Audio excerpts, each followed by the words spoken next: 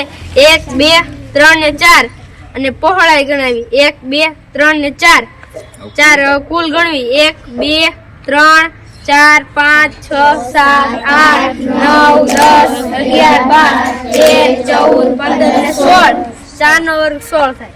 Ready? આવી રીતે વર્ગ થતા હોય છે. સમજાયું? એવી જ રીતે 5 આમાં 3 3. બરોબર?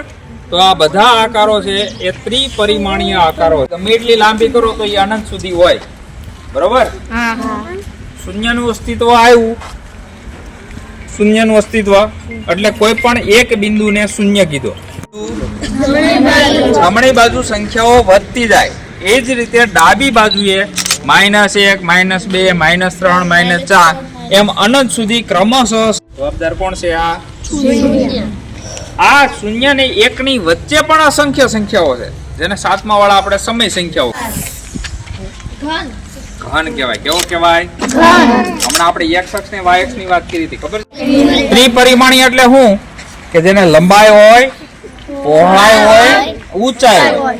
ગોઠવા એટલે આ લંબાઈ જો 1 2 1 2 કેટલા ગોઠવાના? 2 3 1 2 3. હવે 3x3 નું થયું ને? 3x3 નું થવા માટે કેટલા ખાનાનો ઉપયોગ થયો? 1 2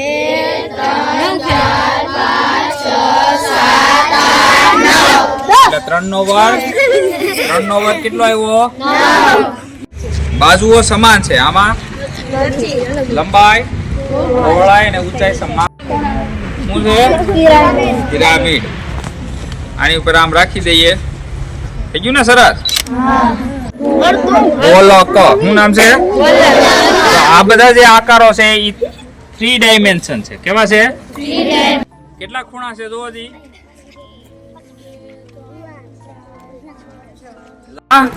ઘન છે. આ